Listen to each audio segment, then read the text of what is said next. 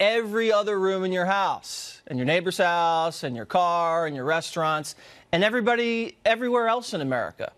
Senator Cory Booker is a vegan and says eating meat will destroy the planet. The tragic reality is this planet simply can't sustain billions of people consuming industrial-produced animal agriculture because of environmental impact. It's just not possible. Booker wants to crack down on big beef and big pork. Good luck running for president trying to take away meat.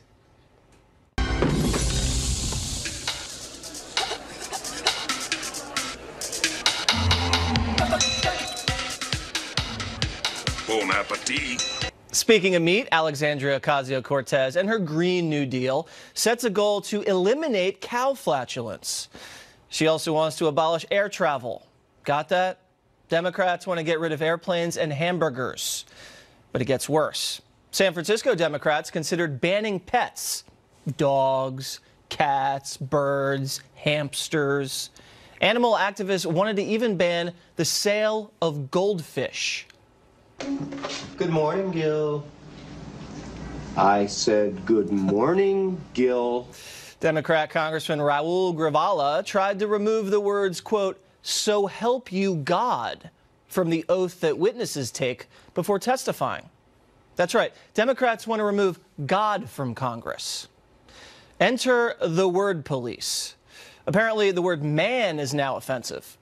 In New York, Democrats want to change the words fireman and policeman to more gender-neutral terms like firefighter and police officer. California politicians just banned the use of he and she during committee hearings. We are now a state recognizing the non-binary designation as a gender. We are using the phrase they and replacing other designations so that it's a gender-neutral designation of they. Basically, that's the primary reforms and revisions to the committee rules. Sheila Jackson Lee wants to ban the word welfare. Liberal atheists have been trying to ban the phrase Merry Christmas, as you know. Illegal aliens has been changed to undocumented immigrants. And we know President Barack Obama refused to say the words radical Islam. Liberals have tried to get rid of football, Happy Meal toys, plastic straws, and even large sodas. Hey, guys. Oh, big gulps, huh? All right. Well, see you later. They don't want you to drive an SUV. They don't want you to light fireworks or even listen to Ben Shapiro. College campuses continue to shut down poor little Ben Shapiro from even speaking. Bloomingdale's was forced to remove a T-shirt that said fake news because a sniveling little reporter said it was hurtful. Now, I don't know about you, but I'm sick of liberals telling us what to wear, what to say, what to drive, what to eat, and who to listen to. Take a look at a liberal. Does it look like they know what they're doing? Why do we even have to listen to these people? It doesn't look like they know how to control their own lives, let alone how to control yours. Here with reaction, Florida Congressman Matt Gaetz. So, Congressman, enough with these people. You know what I mean? Hey, if it gets any weirder in Washington, Jesse, we're going to have to build a wall around Congress and then pad the insides of that wall. But, you know, you focus on all the weird things that liberals are doing. Remember, this past week was Valentine's Day week, so love was in the air. I even got to wish a happy Valentine's Day to AOC. And I hope that she finds love that burns so bright that it's illegal under the carbon emissions of the standards of the Green New Deal. So, did you send AOC like a little card, or did you give her one of those little candies that say I love you? I just told her that, you know, my love for her was so rich that she'd probably want to tax it at 70%. I mean, Republicans love AOC. She's the gift that keeps on giving. Let's go to another gift that keeps on giving. Andrew McCabe, certified liar. He gave a big interview on 60 Minutes because he needs to make money and sell books because he's probably going to go to jail. And this is what he said, basically admitting that he was investigating the President of the United States early on. Roll it. I met with the team investigating the Russia cases, and I asked the team to go back and conduct an assessment to determine where are we with these efforts and what steps do we need to take going forward. I was very concerned that I was able to put the Russia case on absolutely solid ground in an indelible fashion, that were I removed quickly or reassigned or fired, that the case could not be closed or vanish in the night without a trace. So Trump fires James Comey, which the Democrats would have done if Hillary were elected. And this guy McCabe launches a counterintelligence investigation against the President of the United States, an obstruction investigation against the President of the United States, and then starts rounding up other administration officials to see if they could invoke the 25th Amendment, administrative coup, and talking with other high-ranking officials about wiring themselves to speak to the President and secretly record him. Is this the deep state? This is an admission he's deep state. It most certainly is. A year ago, I said that there were unelected bureaucrats planning a coup against the president who was duly elected. The mainstream media widely panned me for those comments, and now that very same mainstream media is covering the fact that Andrew McCabe is saying that unelected bureaucrats were conspiring to oust the president of the United States. You'll also remember that Jim Baker, who was the top lawyer at the FBI, confirms McCabe's accounts and says that Rosenstein did want to wear a wire on the president. And you'll also remember that Peter Strzok and Lisa Page were texting each other 10 months into the investigation that there was no there. There was no evidence of collusion. And McCabe's admission is crazy. He wanted to establish an investigation that was unclosable, even if there was no evidence. That's not justice. That's a politicized FBI. All right, and the Senate Intelligence Committee, after 2 years, just came back with their report on Russian interference and so-called collusion, found no collusion between Trump and Russia. And you know what the networks did? They never even covered it. Absolute blackout. Now, one of the other reasons we had you on, besides your amazing analytical skills, Congressman, is because your last name is kind of ridiculous. It's G-A-E-T-Z. It's pronounced Gates, but no one knows how to say that. I'll tell them it's Gates. I wanted to rattle off a few Democrats running for president, and I want you to see if you can pronounce their names correctly, because no one else can. Now, Kamala Harris. Is it Kamala Harris or Kamala Harris? What do you think? I think it's you better not get too comfortable with your private insurance, Harris, because she's going to end it. Kamala? Is it Kamala? It's Kamala. That is correct. Nice. Okay, Kamala, right. like the punctuation. Moving on. Who is the senator from New York? The blonde, not Chuck Schumer. The other one. It's Kirsten Gillibrand. You nailed it.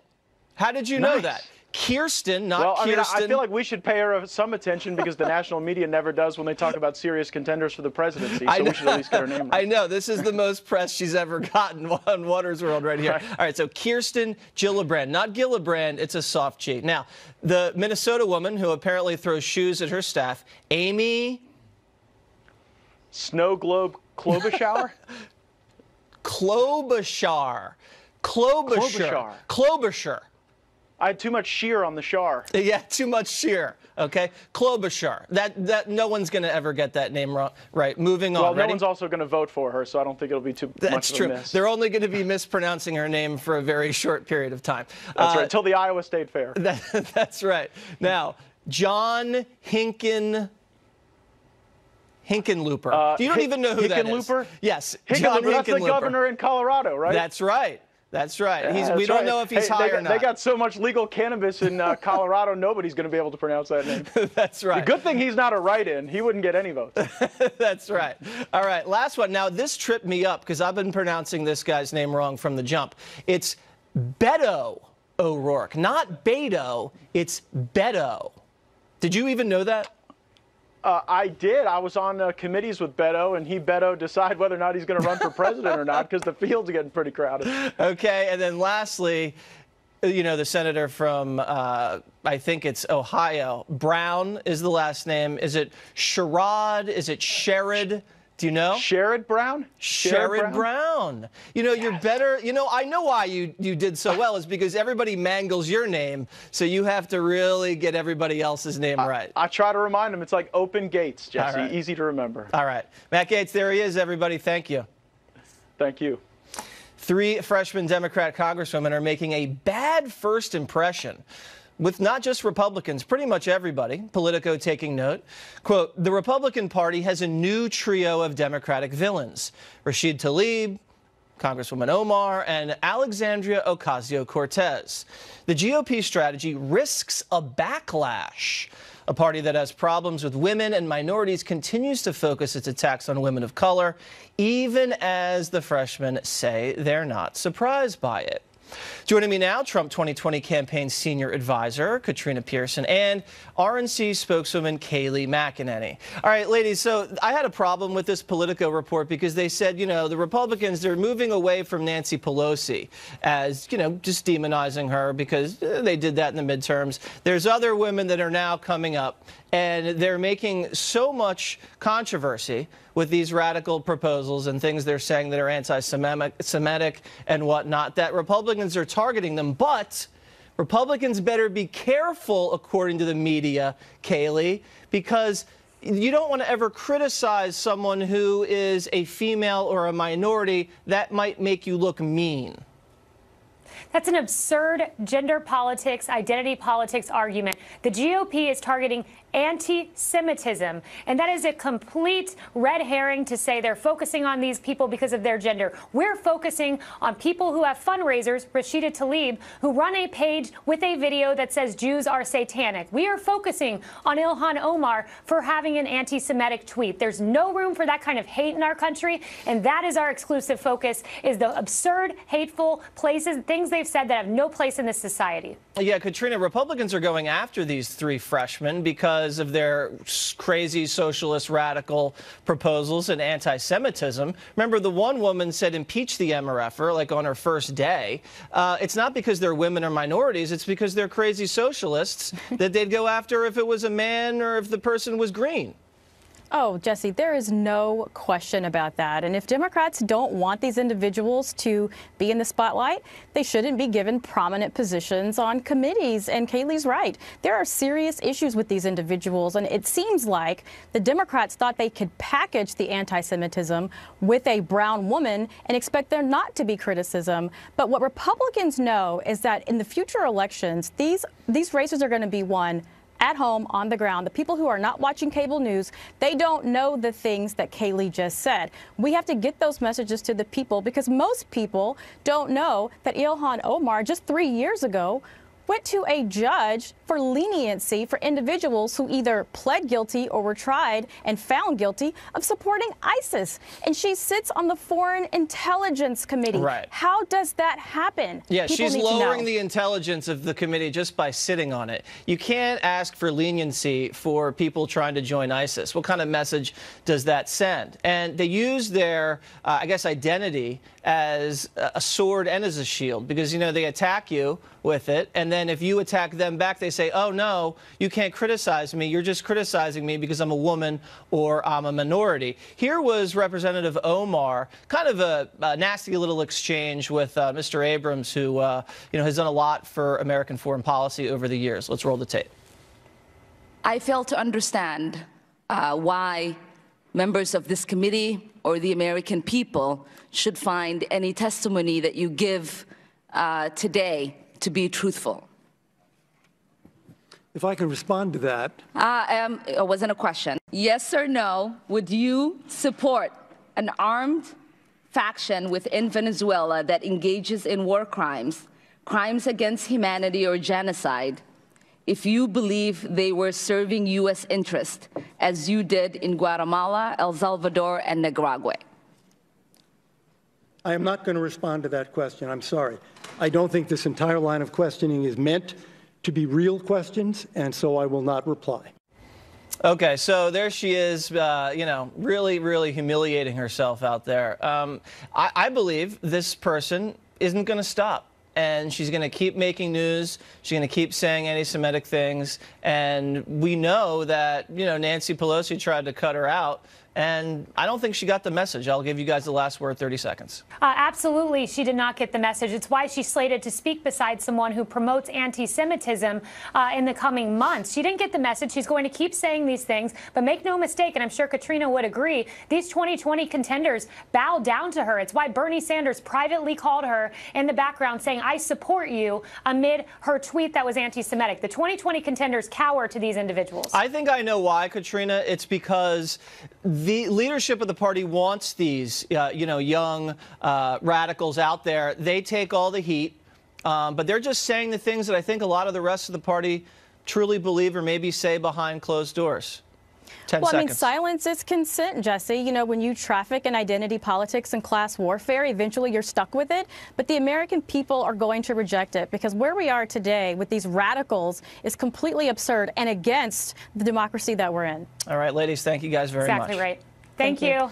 Empire actor Mr. Smollett mad that people think his case is a hoax. All right, 2 law enforcement officials will debate that later. But up next, Tomi Lahren with some exclusive footage on the U.S.-Mexico border.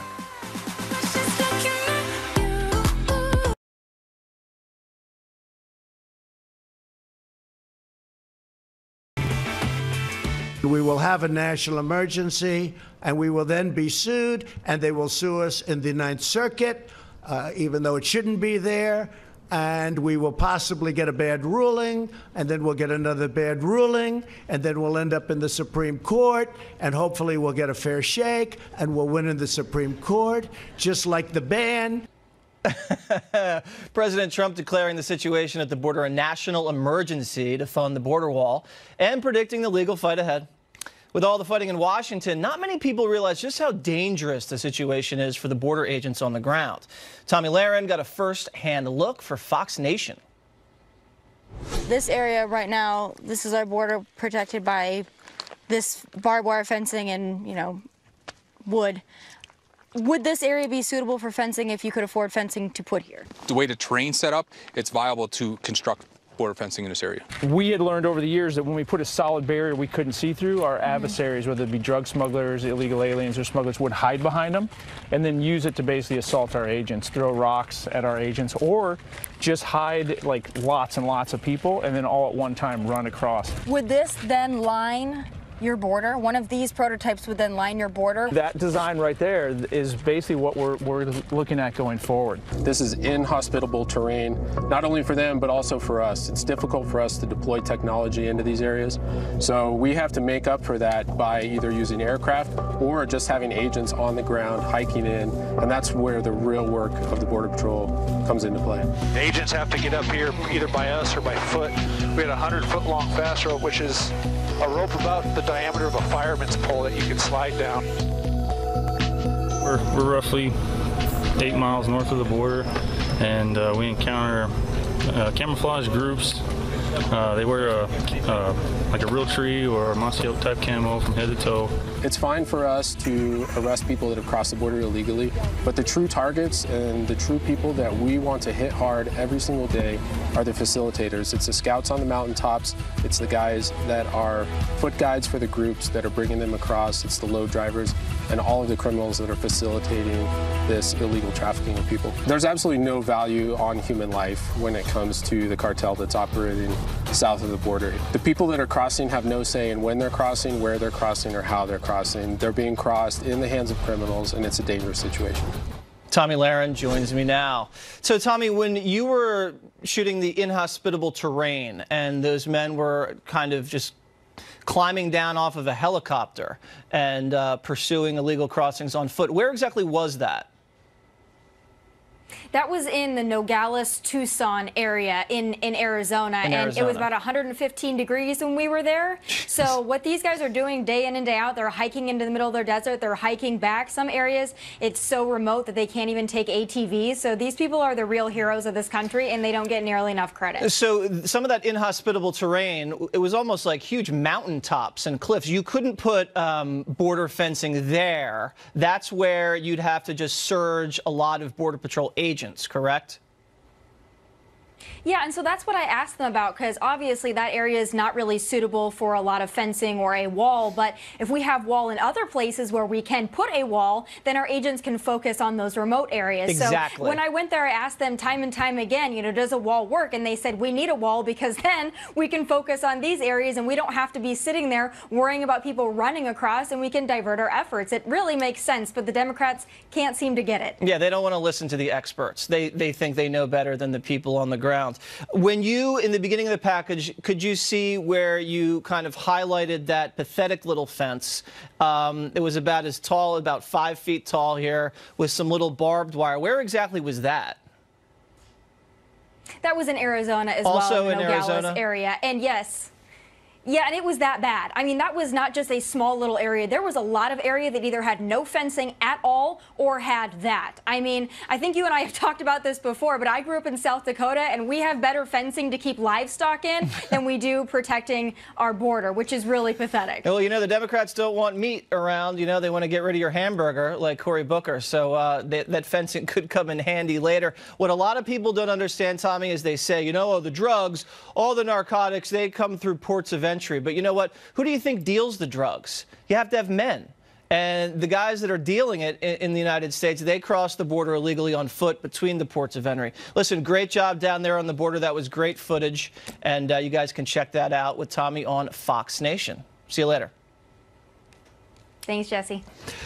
Jussie Smollett very upset over people accusing him of a hate crime hoax in Chicago. The latest next. And later. What's right and what's wrong? Carly and Abby coming up.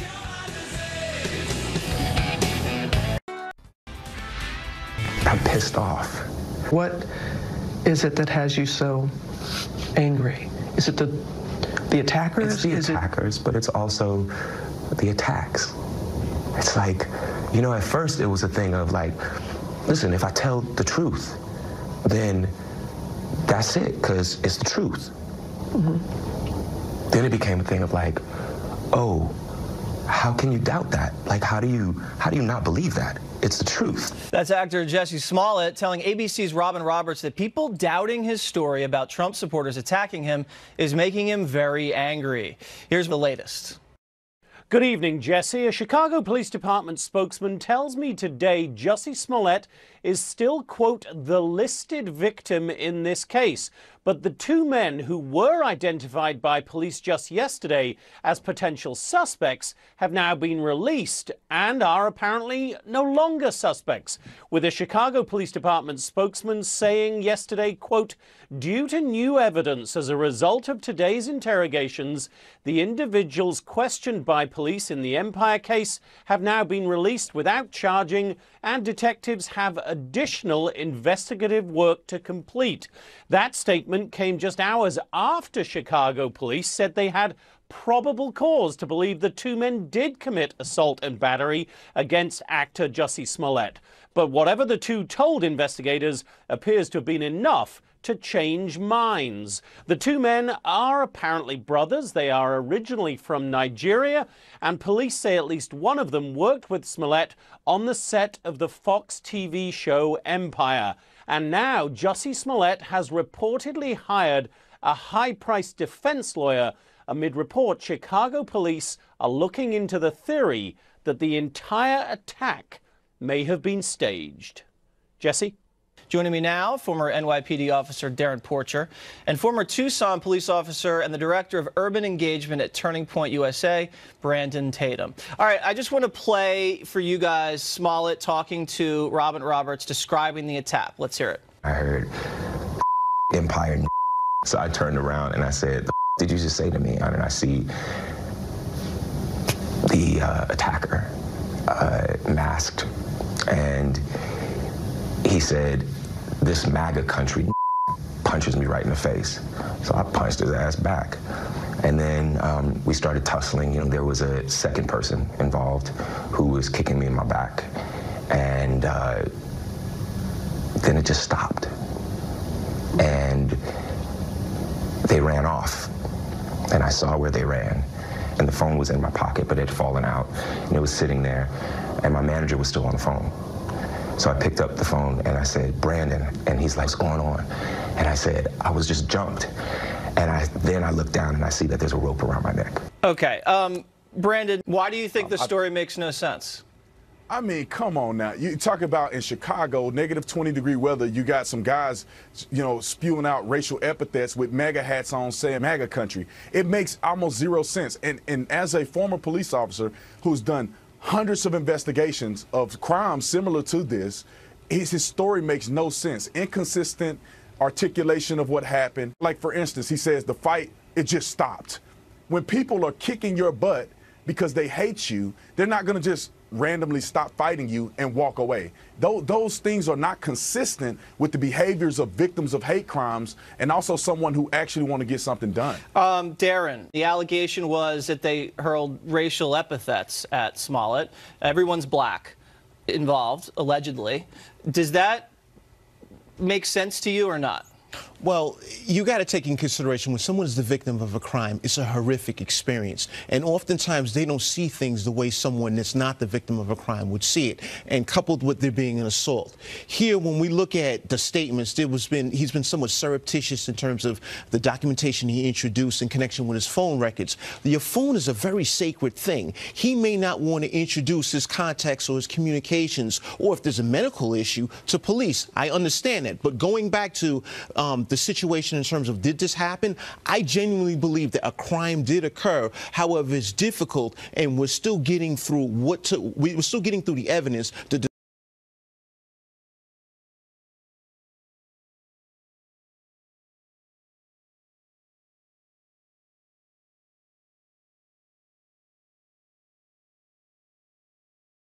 I'm not going to do that. Why? Because I have private pictures and videos and numbers. Brandon, are you sympathetic to that explanation or not? No, it's absolutely ridiculous. Like I said, if I was investigating this crime and I see a person who's been beat up and has been a victim of a hate crime, and you are refusing to give your phone to investigators to find these suspects because of those excuses, I find it not credible at all. It is absolutely ridiculous. I don't believe anything he says, and that was one of the starting points. Darren, what do you think? I mean, I disagree. I mean, I was a lieutenant in the NYPD. I had a detective squad that I commanded, and I can tell you firsthand, oftentimes you will get information that may seem to be all over the place, but the truth of the matter is a credible investigation is going to uncover a lot of this stuff. We don't just have to go with what he introduces. We're going to expand the video. Initially, when this happened, there was a camera that was pointed in the opposite direction. If we didn't get anything there, what we're going to do is we're just going to keep expanding the video so we can see who came to that particular location. We may dump the cell phone tower, but the truth of the matter is it's an amalgamation of different components of material evidence that'll make us gain that assessment as to what happened or what didn't happen. Case in point, the inconsistency, whereas it was a white and then the Make America Great hat, and then there was individuals. Well, you know what, that can't be all on Smollett, because there was a lot of fake news being reported about someone wearing a hat, injuries that were inconsistent. You know, a lot of that goes on the media as well, too. Listen, guys, we got to run, but we definitely, something happened. We know that. And the police, it looks like they're doing a very good job slowly putting this together, and we're going to continue to follow the story as it develops. Thanks, guys. Thanks for having me. Up next, Diamond and Silk on Spike Lee's very controversial comments.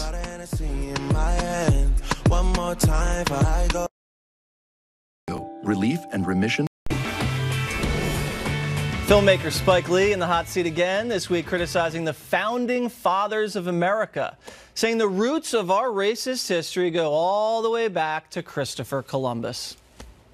When I was in public school in Brooklyn, New York, I was not told George Washington owned slaves. I just told that he chopped down the cherry tree and wouldn't tell a lie. In 1492, this terrorist sailed the ocean blue. This country was built on, in my opinion, genocide of Native Americans and slavery. That's the foundation of this country. Joining me now, Diamond and Silk. Ladies, you know what bothers me? This guy speaks more harshly of the founding of this country than ISIS. Where's all that tough talk for ISIS? Yeah, yeah. You know, Jesse, when you look at Spike Lee, you know, he talks about genocide. But what about the 16 million black babies that have been aborted since 1973? To us, that's genocide. And why isn't he talking about that?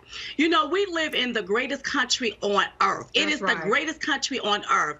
And he's been able to obtain the American dream right here in the United States of America. And if he don't like this country and what it was founded on, then maybe he needs to move to another country like Venezuela and see how it feels to live in a nightmare of poverty and not having enough food to eat, and then tell us how that's working for him. That's right. Okay, so Diamond and Silk want to send Spike to Venezuela. Yeah. Okay, ladies. Up next, we have Kamala Harris. So now we know how to pronounce her name. Kamala Harris. Okay, and this is her talking to some people about smoking weed back in the day and what she listened to on the radio. Roll it. Have you ever smoked? I have. Okay. Like in And college, I inhaled. I did inhale. You wasn't in college? What were you listening to when you was high? What was on? What song was it? Oh, my goodness. Oh, yeah, definitely Snoop.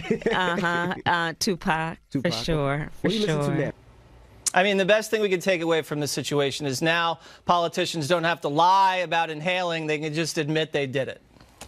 But then, okay, so let's look at the time frame when she did it. That's right. Now, she graduated from college, I believe, in 1989, and law school, I think, in 1989. She started working as a deputy district attorney in the 90s. So that means she was getting high while she was having black men locked up for getting high. So maybe we should go back and take a look at Kamala Harris' past, and maybe we should start pressing some charges around here. That's right. Wow, Diamond and Silk with their own investigation. Unbelievable. Maybe she couldn't remember because she was high. That would explain the timeline difference. All right, so there was this big festival or carnival or parade or something like that in Italy. They love